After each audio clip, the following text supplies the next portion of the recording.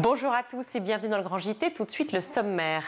La paix peut et doit s'apprendre à la veille de la Journée internationale de la paix et dans un monde où les enfants sont de plus en plus exposés aux conflits. On en parle avec notre invité dans la première partie de cette émission. Promouvoir et encourager les associations qui luttent contre le harcèlement scolaire, un accompagnement nécessaire que nos invités décriront en seconde partie d'émission. Dans son panorama, Shirley Adélaïde revient sur Kaizen, le documentaire du youtubeur Inoxtag. Mais tout de suite, place à l'actualité de l'éducation avec Shirley. Bonsoir Shirley. Bonsoir Virginie, bonsoir à tous. On commence avec cette liste proposée à Emmanuel Macron par Michel Barnier hier soir et comportant les noms des éventuels futurs ministres. 2 semaines après sa nomination à Matignon et de longues consultations, Michel Barnier a proposé 38 noms qui ont été validés par le président de la République. Si Emmanuel Macron avait chargé le Premier ministre de former un gouvernement de rassemblement, les membres proposés sont principalement de la droite et du centre. Sur les 16 ministères de plein exercice, 7 reviendraient à Renaissance, 3 à LR, 2 au Modem, 1 à Horizon et 1 au camp d'hiver gauche, pour montrer la volonté d'ouverture de Michel Barnier.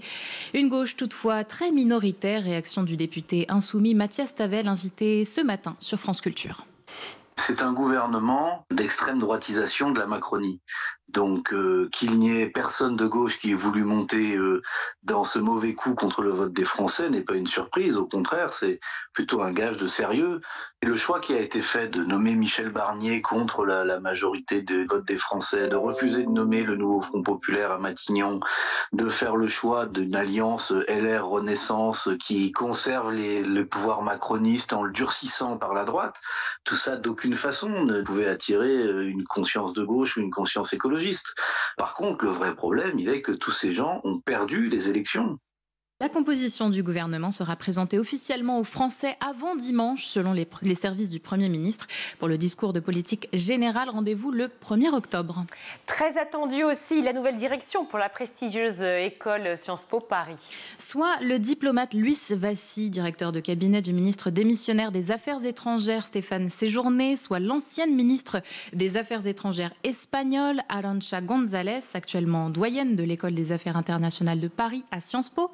Ou bien l'universitaire Rostan Mehdi, directeur de Sciences Po Aix.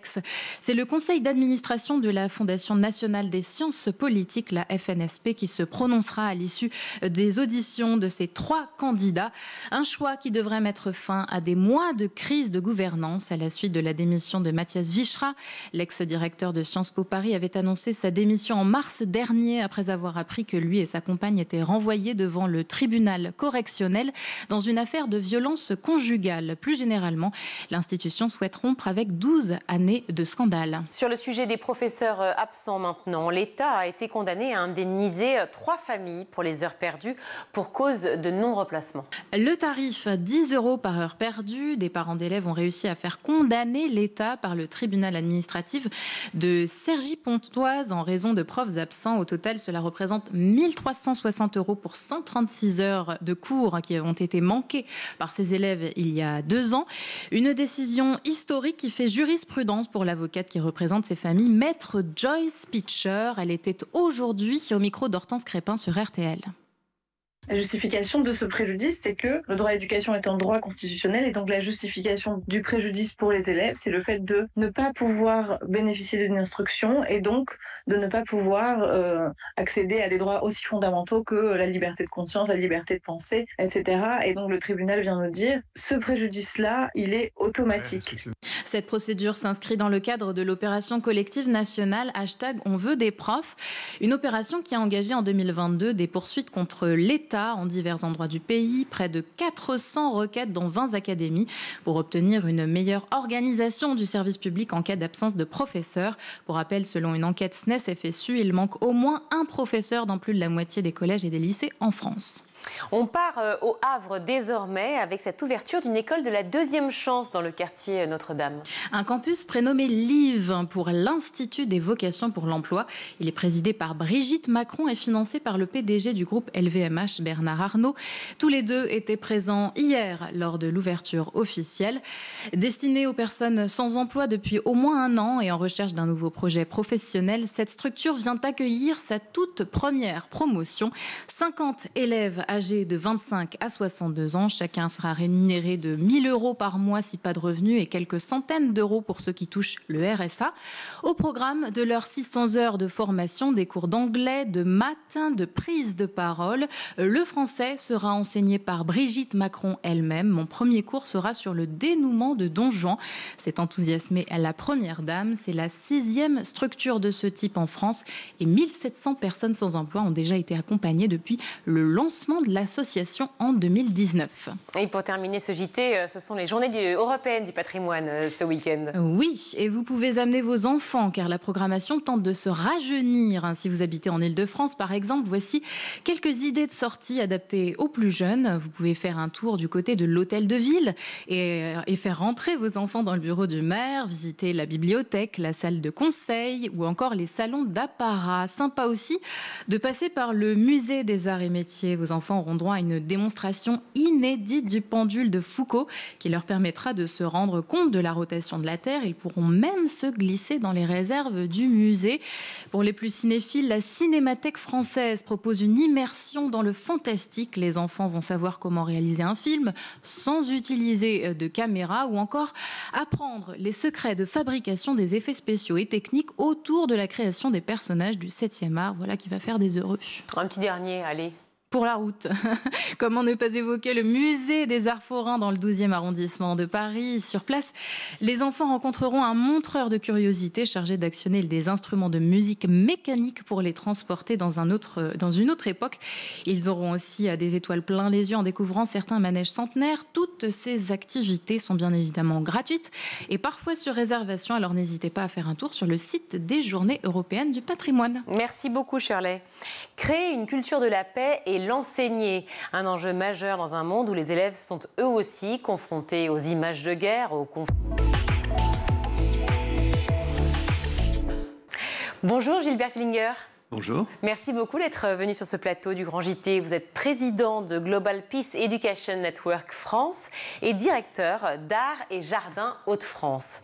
Alors le 20 novembre 2023, 194 États membres de l'UNESCO ont adopté la recommandation pour l'éducation à la paix. Alors avant de parler des grands principes, si vous voulez bien, de cette recommandation qui a été faite et des journées qui nous attendent les 27 et 28 novembre pour ce sommet, j'aimerais insister sur le thème éducation à la paix. Parce qu'on oublie de le dire, en fait, cela s'apprend, la paix.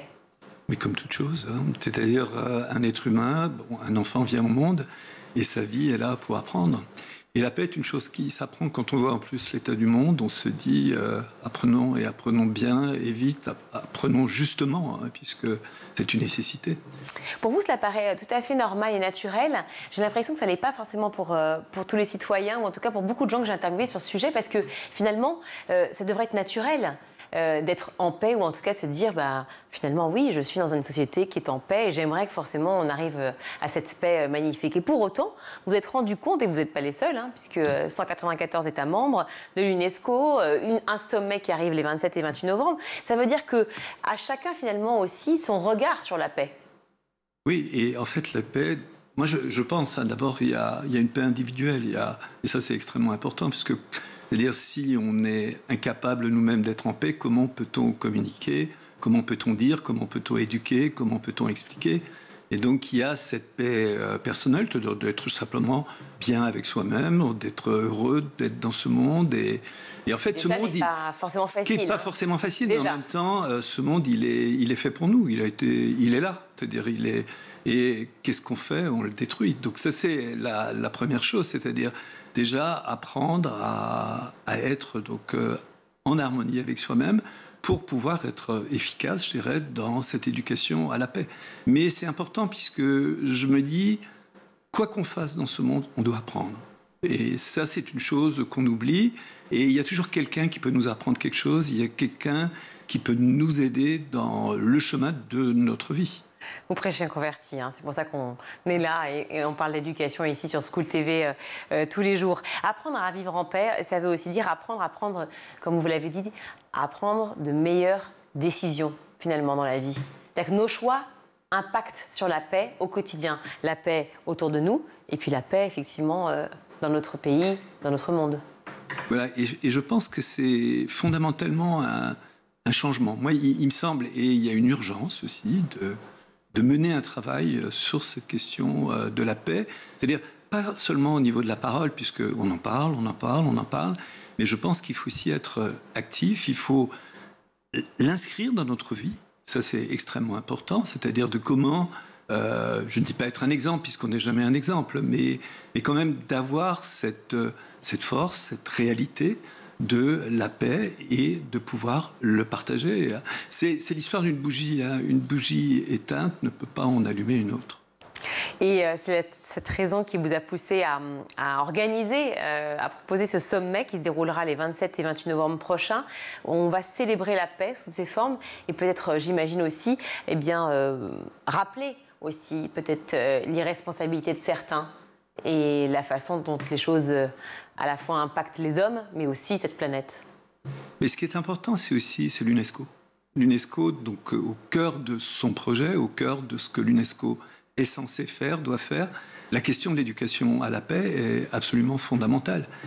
Elle existe dans des textes, ils ont retravaillé même ces textes récemment, ils ont remis à jour la question de l'éducation à la paix. Et donc, il nous a semblé, nous, Français, puisque l'organisation, elle est mondiale. GEPEN France, c'est une petite partie de GEPEN Monde, qui est aux États-Unis.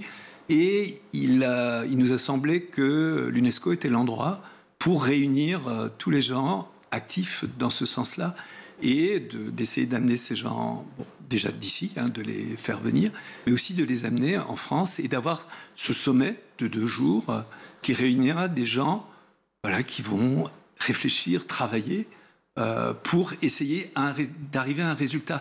Et ce qui est important, c'est pas juste des conférenciers qui vont être sur scène, mais c'est vraiment...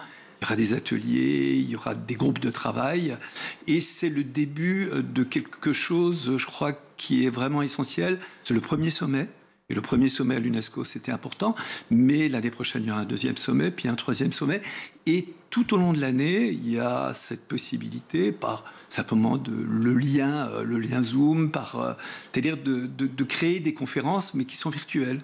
Et il y en a une d'ailleurs aujourd'hui, puisqu'on est la journée mondiale de la paix, à partir de 17h, qui se déroule mondialement, où des gens vont intervenir mondialement sur cette question de l'éducation à la paix. C'est un marqueur important, ce que vous dites, parce que se dire que c'est le premier sommet, effectivement, sur l'éducation à la paix, qui va se jouer là, à l'UNESCO, donc je le répète, 194 pays membres, ça veut dire beaucoup d'acteurs, effectivement, très divers, qui vont être présents, et autant de personnes, je l'espère, démultipliées et donc impactées par ce sommet et cette discussion qui vont s'opérer.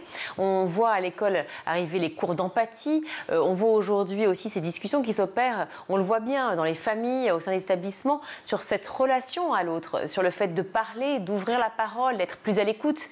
Donc on voit une transformation de la société. Oui, et elle en a besoin, je dirais même d'urgence, puisque le monde, on voit la question du changement climatique.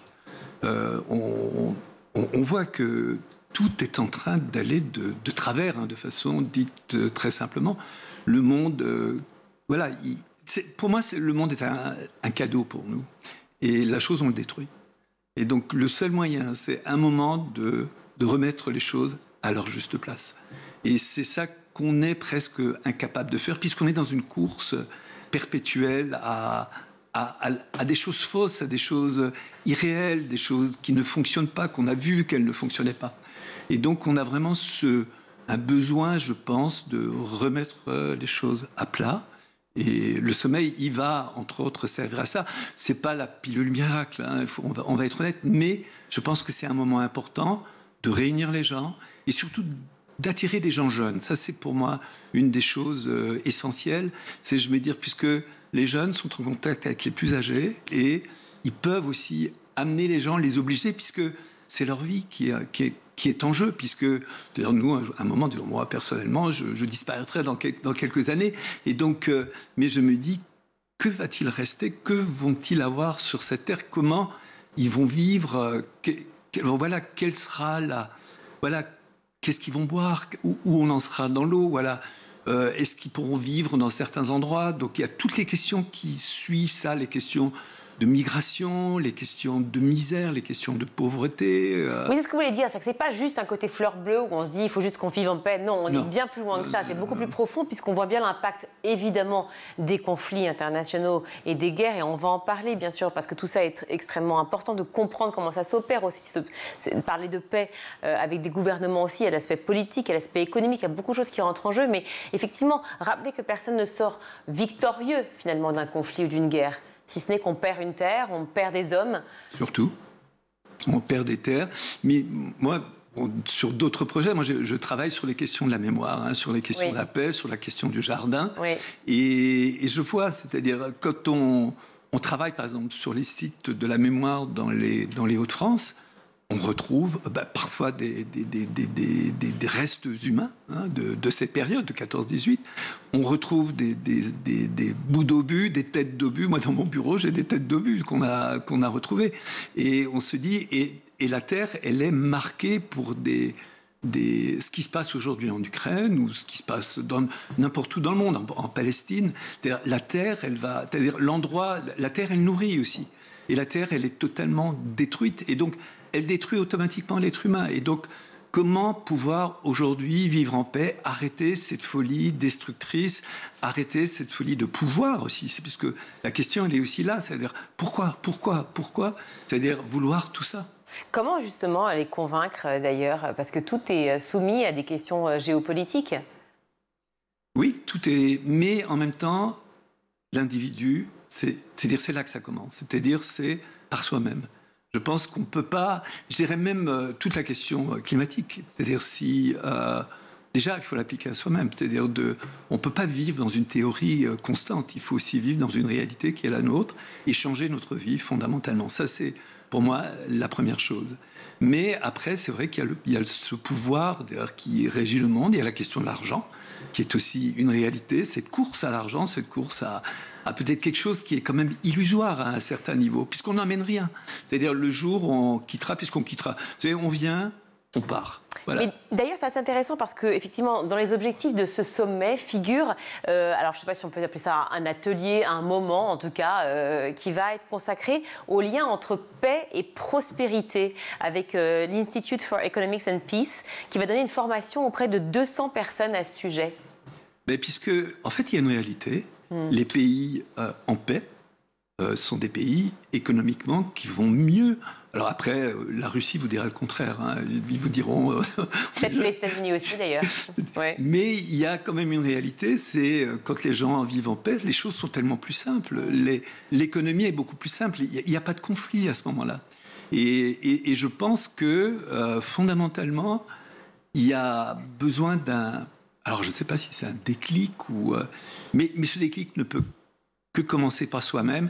Après, c'est vrai qu'il y a une réalité. Il y a des gens qui sont, je dirais, presque malades de pouvoir, malades de richesse, malades d'argent, et qui nous emmènent droit dans le mur. Alors moi, je me dis toujours, un mur, on peut le contourner. C'est ma seule... voilà. Mais il y a vraiment, je pense, une prise de conscience à avoir qui doit se faire. Alors vous le dites vous-même, c'est 2 jours évidemment de sommet, ne vont pas résoudre tous les conflits mondiaux, mais en revanche, et c'est là où intervient cette notion de paix positive et de paix négative que j'aimerais vous expliquer, peut-être résoudre les causes effectivement de cette situation, les causes en fait d'une guerre ou d'une paix qui est possible. Oui, pour moi il y a un exemple, en prison. Il y a des ateliers qui se déroulent dans beaucoup de pays, par exemple en Afrique du Sud. C'est un exemple qui se passe en Italie, qui se passe partout. Et simplement de créer des ateliers et de faire prendre conscience à des gens que, même en prison, même s'ils restent toute leur vie en prison, ce qui arrive dans certains pays, il y a une possibilité de retrouver en soi une forme de paix. Et ça, je crois que c'est... Et ça existe, ça fonctionne. C'est-à-dire de retrouver aussi une dignité, puisque je pense que l'être humain, c'est-à-dire quand il n'a pas cette dignité, quand il n'a pas cette certitude de... Oui, on est là et les gens, souvent, ils se disent, mais de toute façon, tout est perdu pour moi.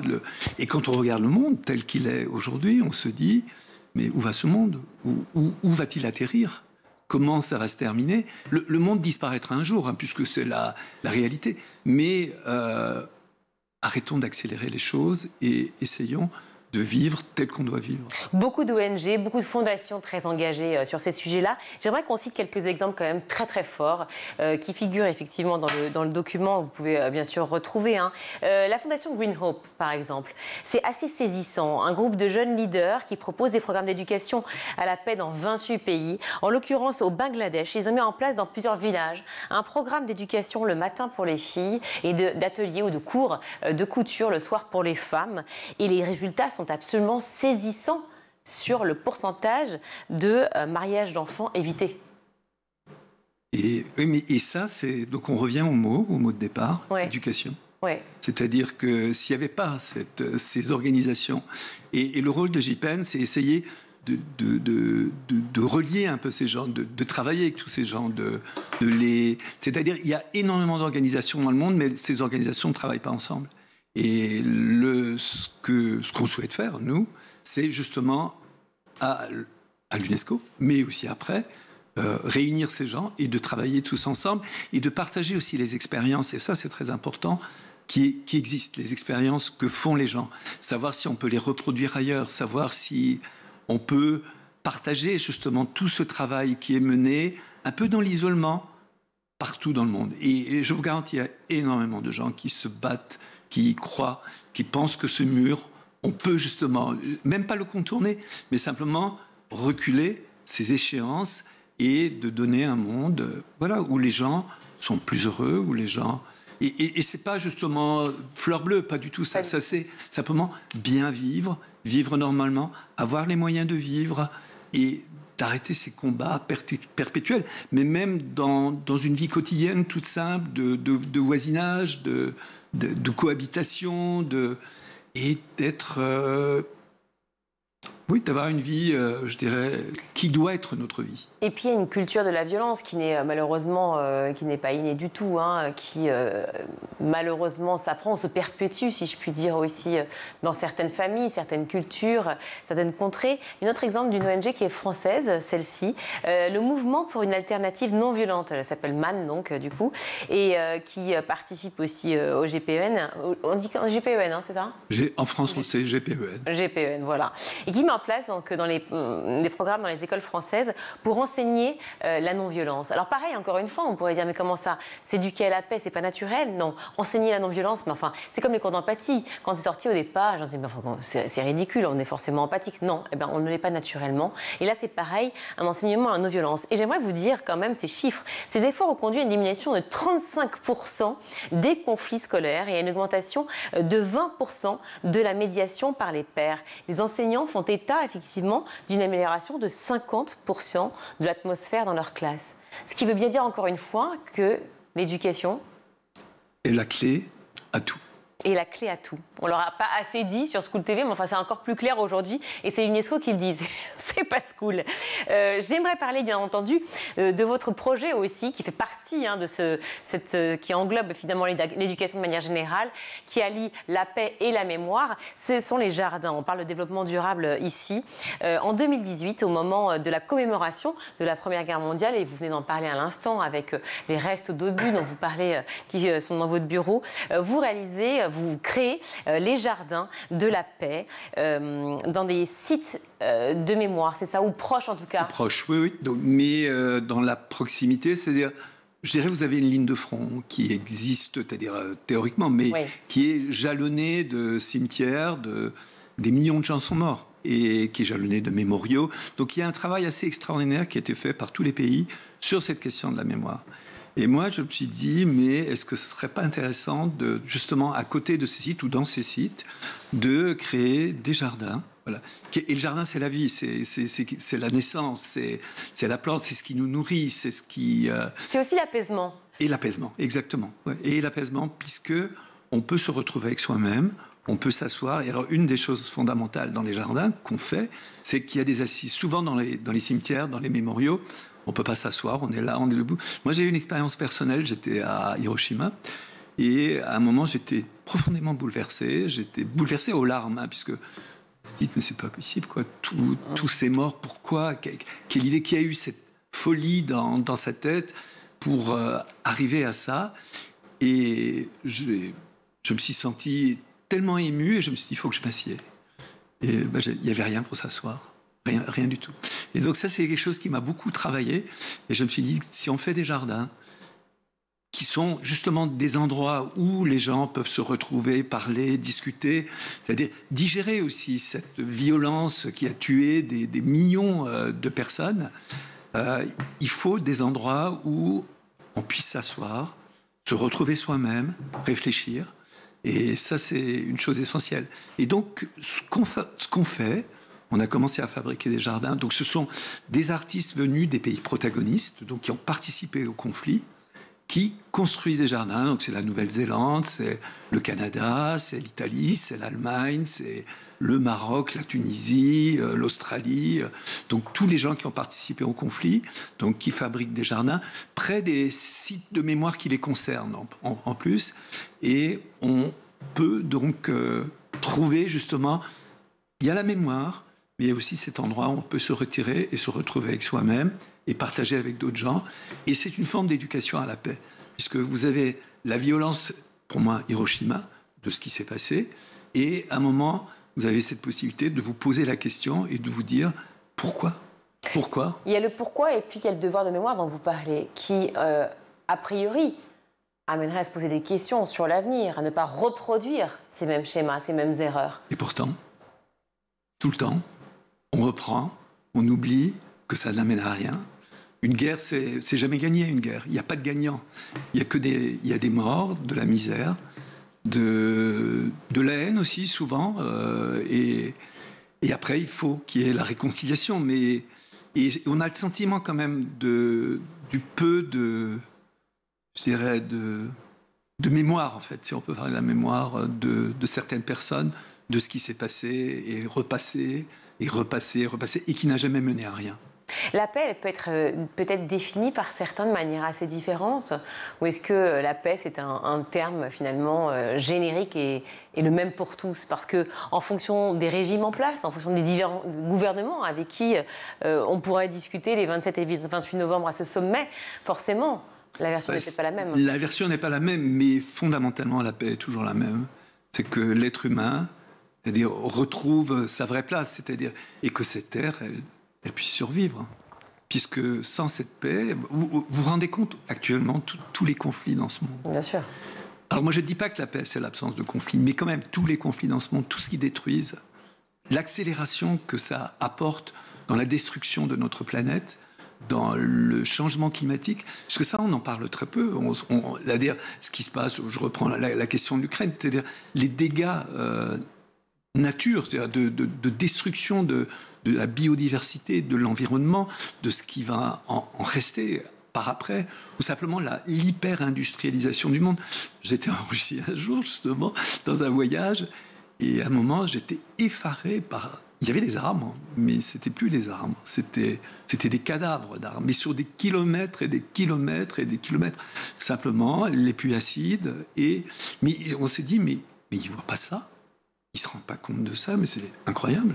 Peut-être qu'ils se rendent compte qu'ils n'ont pas les moyens, effectivement, aussi de le faire. Mais j'aimerais revenir aussi sur ce sommet, parce que tout ce qu'on se dit ensemble, enfin ce que vous dites surtout, évidemment paraît tellement évident, tellement naturel et concernant pour nous, citoyens, alors étudiants, diplômés, travailleurs, chômeurs, peu importe d'où l'on vient, qui l'on est, etc. En tout cas, personne de la société civile. Mais on se dit, bon... certes, nous, on est concernés, on peut avoir une action, mais finalement, qui va aujourd'hui apporter une action réelle sur cette notion de paix? Est-ce que les dirigeants mondiaux seront là pour ce sommet? Est-ce qu'ils seront là pour aussi argumenter, essayer de trouver des tentatives de paix?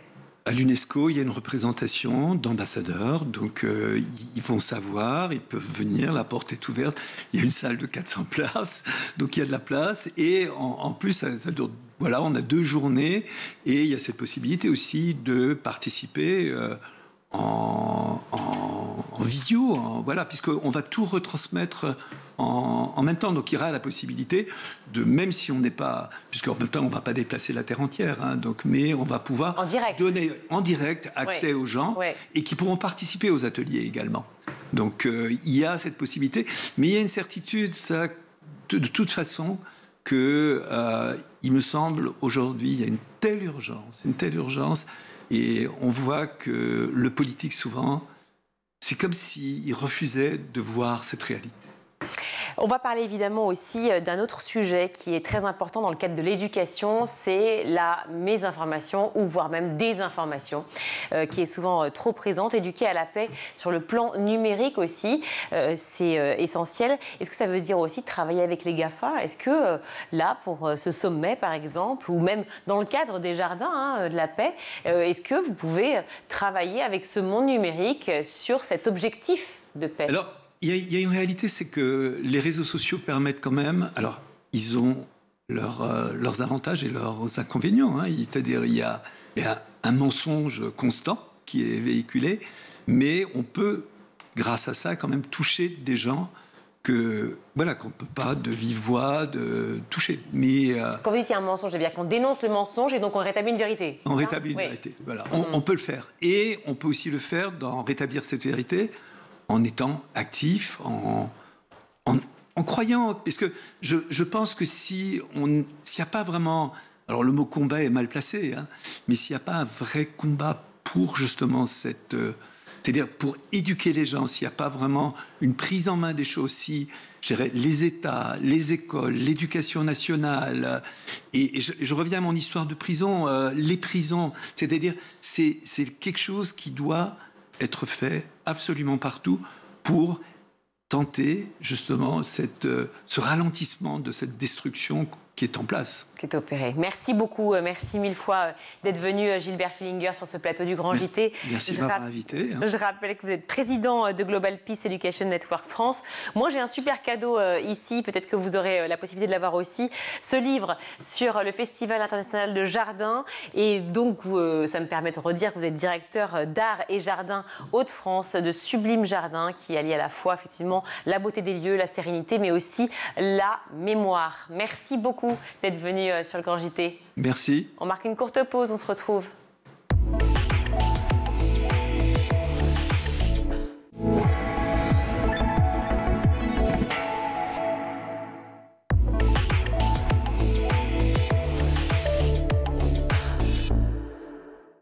On est de retour dans le Grand JT. Je suis ravie d'accueillir Alexandra Boulin. Bonjour.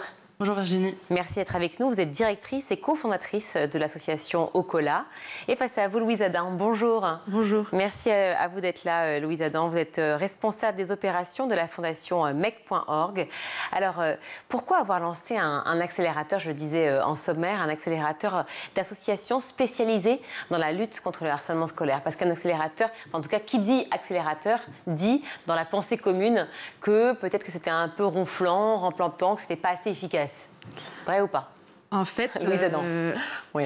C'est un projet qui remonte un peu au sens où en 2020, chez MEC.org, on a posé la question à 5 millions de citoyens. On leur a demandé comment protéger les enfants contre toutes les formes de violence. Et on a remarqué qu'il y avait beaucoup de réponses qui nous remontaient, qui étaient vraiment axées sur le harcèlement et qui disaient que le harcèlement scolaire était vraiment dans les priorités pour lutter contre les violences faites aux enfants. Donc à ce moment-là, ce qu'on a continué à faire, c'est qu'on a rencontré plein d'acteurs engagés dans la lutte contre le harcèlement scolaire. On a rencontré notamment Ocola, avec qui on a ensuite co-construit donc, cet accélérateur. Et on a remarqué que le tissu associatif était très riche, donc c'est-à-dire qu'il y avait plein d'associations qui travaillaient déjà sur le sujet, mais qu'il y avait des vrais besoins d'aller plus vite, plus loin, pour lutter contre ce sujet, en effet, on voit les chiffres actuels de plus d'un enfant par classe qui est victime de harcèlement scolaire. Donc ça concerne vraiment beaucoup de personnes. Et donc on s'est dit que tous ces projets associatifs, on voulait les renforcer, les aider à aller en fait plus loin. Et c'est pour ça qu'on a créé cet accélérateur. Alors, vous disiez 2020, déjà la question se posait puisque le programme phare était déjà en cours d'élaboration. Il a été mis en place en 2020, puis après il y a eu plusieurs sessions entre le primaire, collège et lycée. Mais disons que voilà, il s'est bien établi depuis. Ce programme phare, est-ce que vous êtes en collaboration avec eux? Vous travaillez de concert? Comment ça se passe? Alors effectivement, le programme phare a été accéléré lui aussi récemment. Donc c'est quelque chose dont on se félicite, notamment aussi parce que c'est une prise en charge globale du sujet du harcèlement scolaire, parce que le harcèlement scolaire, c'est 1 million d'enfants qui sont victimes, et donc il y a un enjeu de détection, il y a un enjeu de gestion, et il y a vraiment bien sûr la sensibilisation qui est clé.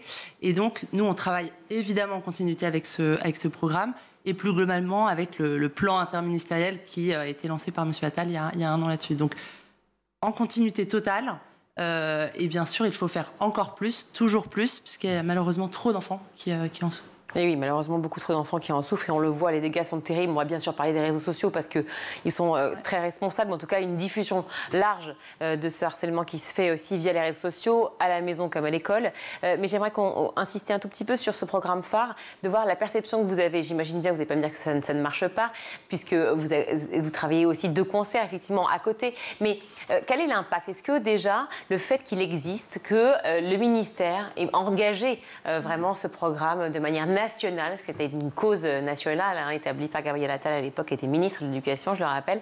Est-ce que ce programme-là a permis aussi à la fois aux parents de prendre conscience de la situation, parce que certains enfants étaient déjà peut-être sensibilisés à la situation, mais les parents vraiment, aux familles, et puis aussi aux acteurs de l'éducation, de se poser la question de la formation? Ouais, c'est un très bon point.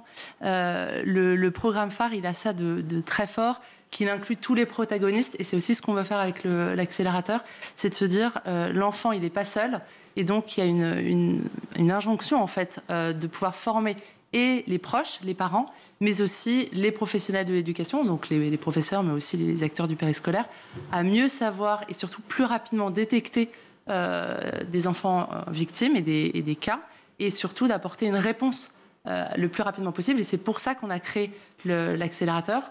EMAKE et Ocola, on accompagne déjà des associations en ce sens, et on voulait aller plus loin pour justement travailler sur tout l'écosystème des associations et leur donner plus de force et surtout la force du collectif. Alors, donc, 2 entités philanthropiques qui fédèrent autour d'elles 11 associations, c'est bien ça? Tout à fait. Donc, dont Ocola. Non, Ocola est un fonds de dotation, c'est une fondation. Ah, d'accord, c'est une fondation, oui. Pardon, excusez-moi. D'accord. Et alors, donc, à vos côtés, quelles sont les 11 associations en question et pourquoi avez-vous sélectionné celle-ci? Alors, je vais commencer, puis Louise, tu n'hésiteras pas. Quand on a ouvert l'appel à candidature en avril dernier, on a eu un vrai engouement. On a eu une trentaine d'associations qui qui ont candidaté à ce programme d'accompagnement. On les a sélectionnées. On va peut-être pas citer les 11. Néanmoins, on les a sélectionnés, et ça, c'est important, au travers de 3 critères qui étaient clés pour nous. Le premier était qu'ils aient une vraie expérience terrain, une preuve de leur impact pour les enfants et leur entourage. Et ça, c'était le fil rouge. Également, on voulait avoir un panel global qui prenait l'intégralité de la prise en charge du harcèlement, donc la sensibilisation, la prévention, la détection et la gestion des cas. Et puis je l'ai évoqué, le fait de servir et de former les parents, les professionnels de l'éducation, et aussi d'aller sensibiliser les enfants. Et j'imagine aussi pour sensibiliser sur tous les territoires, parce qu'on sait en fait, souvent les villes sont assez servies en termes d'associations, mais on sait bien malheureusement côté petites villes, moyennes, villages ou territoires un peu plus désertés, si je puis dire, en tout cas par malheureusement le manque de moyens d'associations. Eh bien, vous avez eu envie aussi d'être plus présent? Oui, alors l'idée c'est quand même d'aider ces associations à pouvoir, il y a 60 000 établissements en France, donc établissements scolaires, donc pouvoir servir tous ces établissements sur tout le territoire.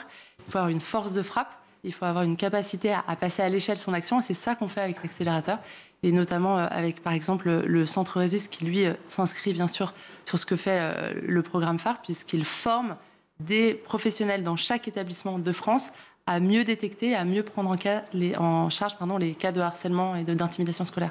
Et donc, plus on va les aider à être efficaces au quotidien, plus ils peuvent desservir et servir des petites villes, comme vous le disiez. Alors, comment vous les aidez, justement, concrètement, au quotidien? Ça passe par les ateliers de prévention? En fait, notre accompagnement, il est basé sur 3 piliers. Le premier pilier, c'est des formations. On les aide à travers des formations sur des sujets dont on pense qu'ils sont clés pour ces acteurs. Donc, par exemple, on va faire une formation pour les aider à rechercher des financements ou mesurer leur impact. Donc ça, c'est le premier pilier. Ensuite, le deuxième pilier, c'est, on appelle ça se nourrir. L'objectif derrière, c'est de leur laisser des moments pour réfléchir à des sujets qui sont clés dans la lutte contre le harcèlement. Par exemple, on va organiser une table ronde sur la parentalité. Comment est-ce que les parents peuvent créer du lien et recréer de la confiance avec les établissements scolaires pour lutter contre le harcèlement. Et enfin, le troisième pilier, c'est le partage, parce que notre objectif derrière, c'est vraiment de renforcer l'écosystème avec un véritable collectif engagé ensemble dans la lutte contre le harcèlement et donc d'avoir des synergies qui se créent entre les différents acteurs. Et on croit d'ailleurs, on parlait de la sélection des associations engagées dans l'accélérateur, on croit vraiment qu'il y a des synergies qui peuvent se créer parce qu'on a par exemple des associations qui sont confrontées au quotidien à des sujets de harcèlement. Je pense à l'AFEV qui a un système de parrainage entre des étudiants et des plus jeunes.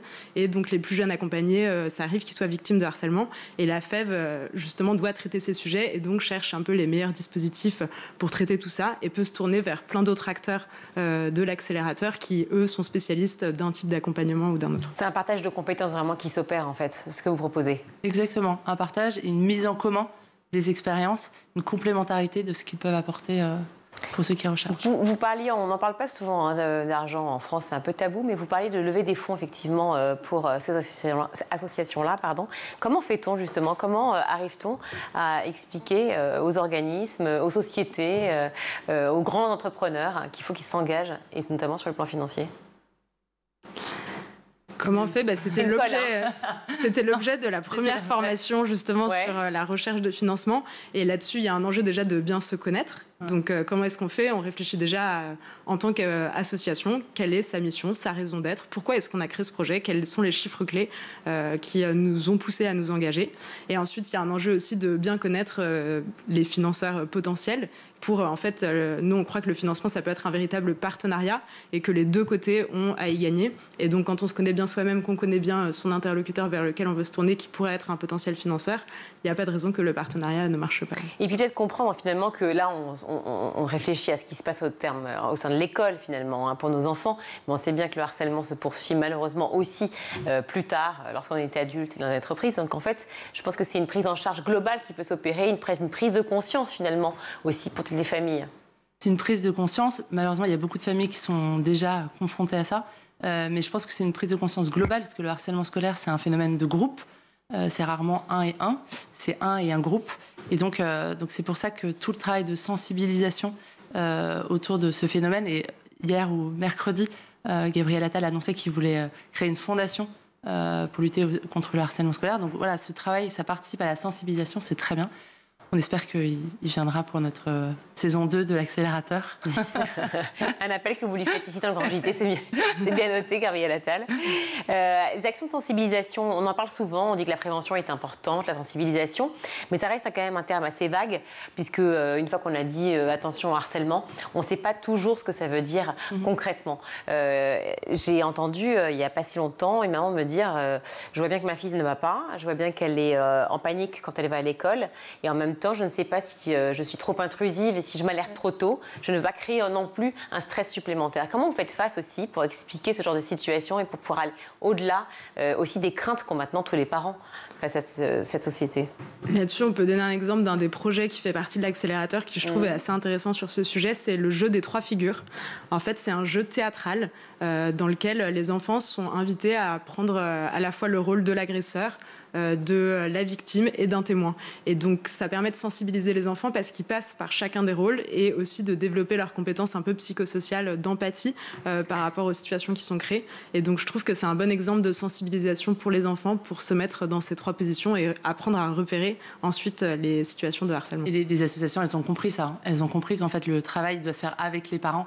Et c'est pour ça que nous, on voulait les aider à aller plus loin parce qu'elles ont déjà des débuts de solutions qui fonctionnent.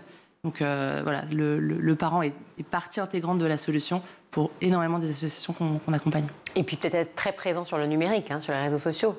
Est-ce que vous avez un potentiel pour ça? Alors, le numérique, c'est une force.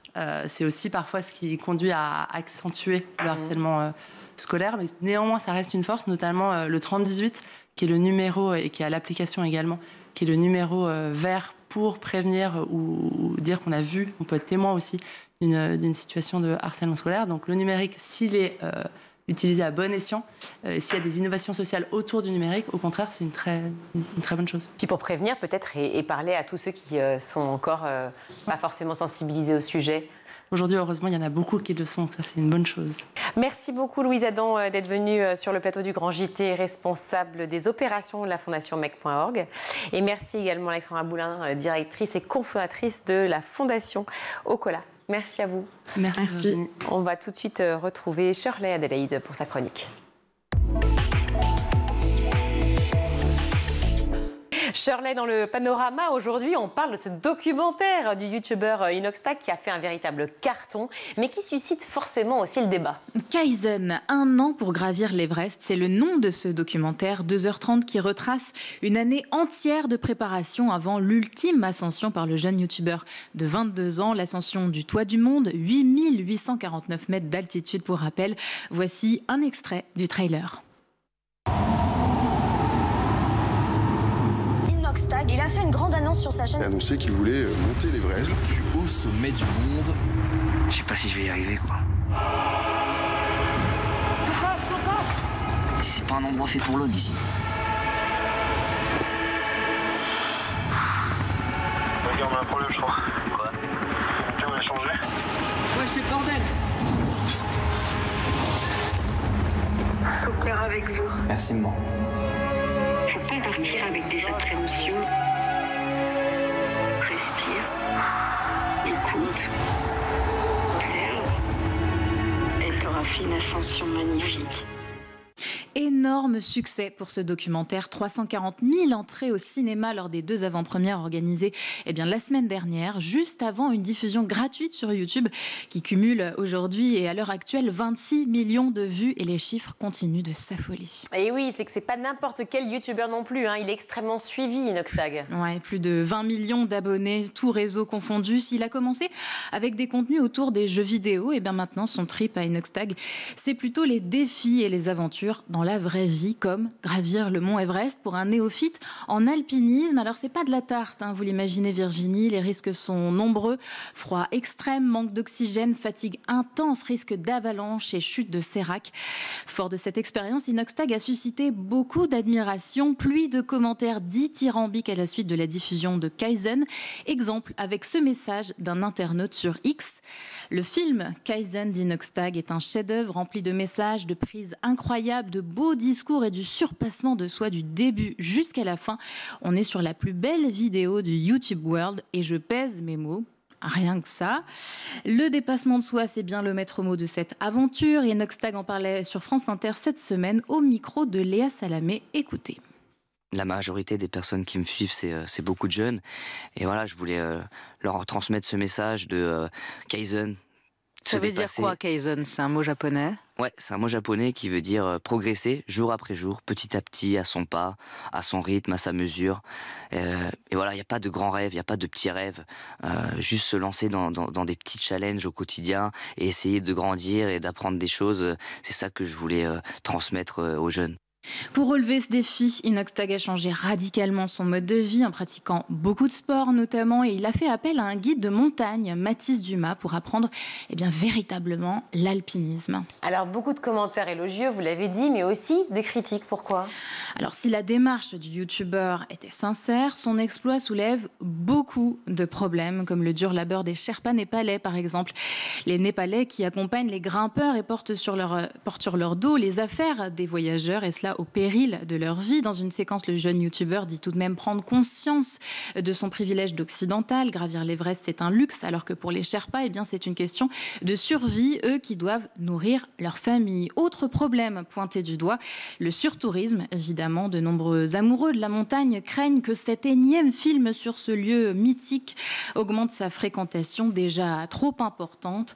Inoxtag la dénonce d'ailleurs dans son documentaire et souligne les dangers que cette surfréquentation peut représenter, notamment quand il se trouve proche du sommet et qu'il se retrouve à faire la queue derrière d'autres grimpeurs avec le vide derrière lui. Un surtourisme donc dangereux, on le sait, qui peut coûter la vie et dont les conséquences aussi écologiques sont désastreuses. En cause la pollution de la nature avec des emballages qui jonchent le sol, des campements laissés à l'abandon, de multiples déplacements en hélicoptère. Or, silence d'Inoxtag sur les émissions de gaz à effet de serre que son projet entraîne. En revanche, le guide alpiniste du youtubeur Mathis Dumas s'est expliqué sur le choix de cette destination.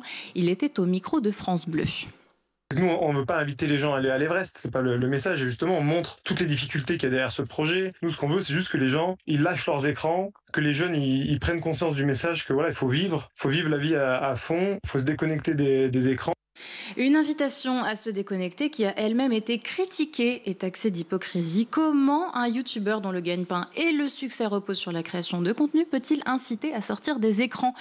On a beaucoup lu aussi sur les réseaux sociaux que cette aventure était un caprice de riche. En témoigne ce même que vous voyez s'afficher avec Inoxtag d'un côté et le Sherpa qui porte ses affaires bien lourdes de l'autre. Et pour vous donner une idée, une telle expédition coûte en moyenne entre 40 000 et 50 000 euros, d'après l'alpiniste et journaliste François Carrel, auteur du livre Himalaya Business. Ça fait beaucoup de problèmes en définitive quand même. Oui, alors certes, la star du web n'a pas versé dans la caricature de ceux qui ont directement volé vers l'Everest pour se lancer dans cette expédition pour l'unique goût du trophée rapporté à la maison, mais compte tenu de toutes les raisons légitimes pour lesquelles l'ascension de l'Everest a fait polémique, peut-être qu'Inoxtag aurait pu éviter ce sommet-là. En attendant, il serait grand temps que le marché soit régulé par les autorités népalaises et que des quotas soient mis en place, comme c'est le cas dans de nombreux sites naturels dans le monde. Merci beaucoup Shirley.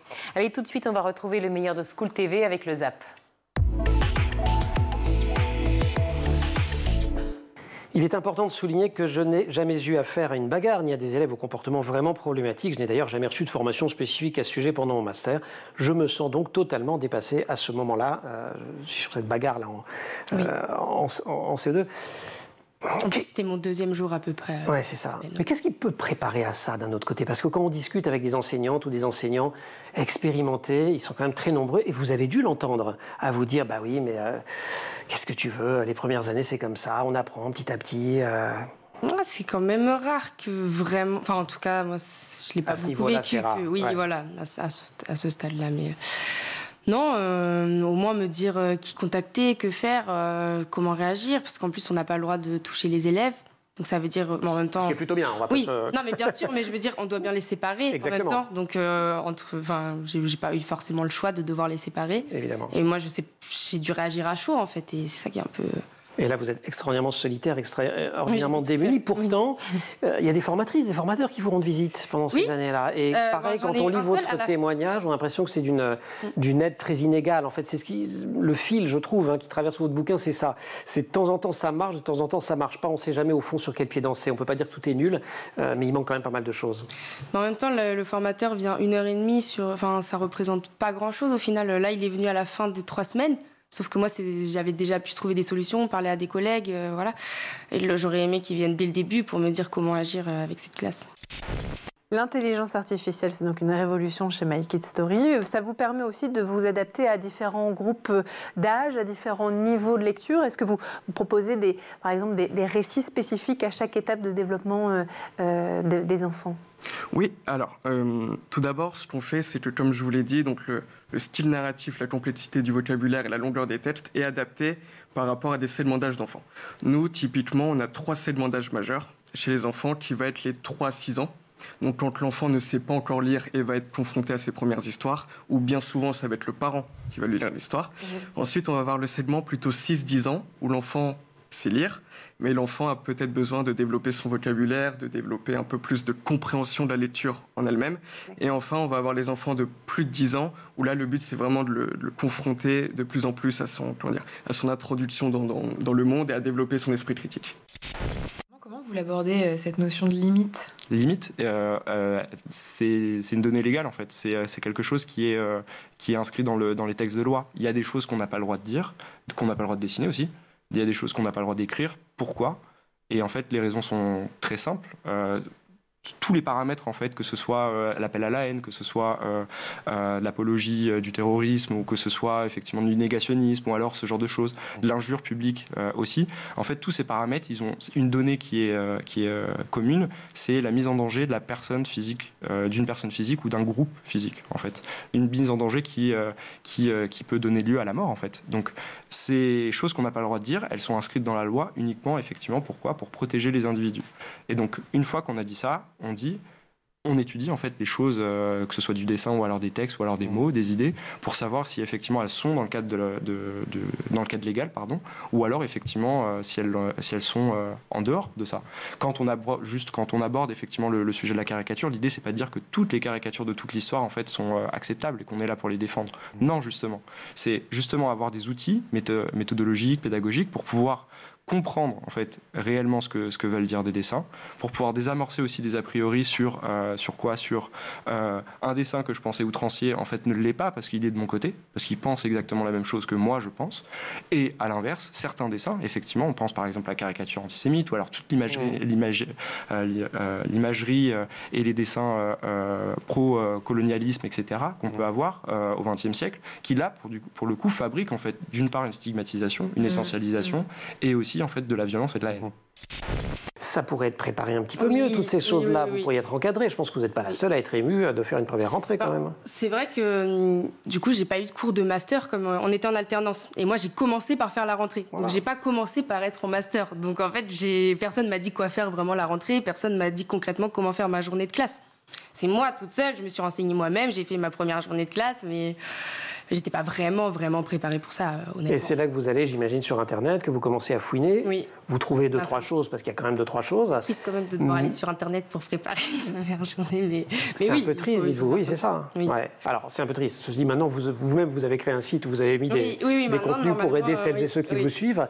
Et c'est là où vous dites... finalement, si vous avez éprouvé le besoin vous-même d'en rajouter une couche en donnant des conseils, qu'est-ce qui manque ? Qu'est-ce que vous ne trouvez pas ce jour-là ? Qu'est-ce qui aurait pu changer cette première rentrée ? Déjà, savoir concrètement comment préparer une journée de classe, tout simplement. Juste la base, en fait. Et même la gestion de classe. La gestion de classe aussi. Parce que c'est vrai que j'étais en maternelle. Donc en maternelle, tout le monde pense que c'est facile, mais c'est pas si facile que ça. La gestion de classe est très difficile en maternelle. Bien sûr. Même si j'avais les grands. Et du coup, c'est ça aussi, l'organisation, la gestion de classe, la préparation de la journée, surtout ces 3 points en fait. Alors, certains parents, certaines personnes aussi pourraient être un peu sceptiques à l'idée de voir ou de présenter à son enfant des histoires générées par l'IA, préférant les livres traditionnels. Est-ce que vous avez été confronté à ça ? Est-ce que vous comprenez ces craintes ? Oui, bien sûr. Alors, tout d'abord, on les comprend et on a été confrontés à ça. Nous, il faut savoir qu'on a développé notre produit en faisant donc, tout d'abord une longue phase de recherche et développement et une longue phase de test avec plusieurs centaines de familles. Donc, réparties par différents segments d'âge et réparties avec différentes typologies aussi d'enfants. Et on a donc vraiment itéré, adapté notre intelligence artificielle à ces différents profils. Et maintenant encore, on a donc nos premiers utilisateurs, nos premiers clients qu'on acquiert tous les jours et eux encore nous continuent de nous faire des retours et on continue d'itérer sur ce type le type d'histoire pour qu'elles soient les plus pertinentes possibles.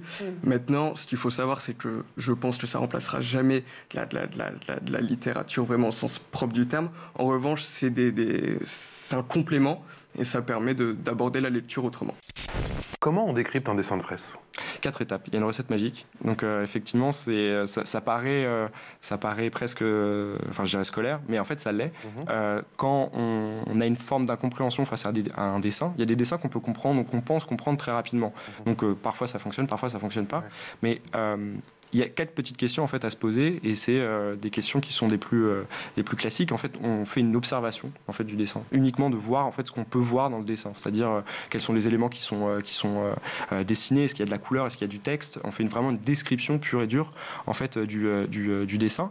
La deuxième question qu'il faut se poser, et donc là on revient sur le côté journalistique ou alors contextuel, c'est à quoi ça fait référence. Un dessin de presse, soit il fait référence à une thématique d'actualité, ou alors il fait référence à un sujet d'actualité très frais, comme on peut voir dans le journal le matin. Une fois qu'on a fait ça, en fait, on peut se poser la question de mais qu'est-ce que veut dire le dessin? Quel est le message qui a été caché par le dessinateur? C'est comme un jeu de piste d'une certaine manière. Ou alors même un jeune m'avait dit, un collégien une fois m'a dit, mais en fait ça fonctionne exactement comme une devinette. On nous pose une question, on est obligé d'y répondre en réfléchissant.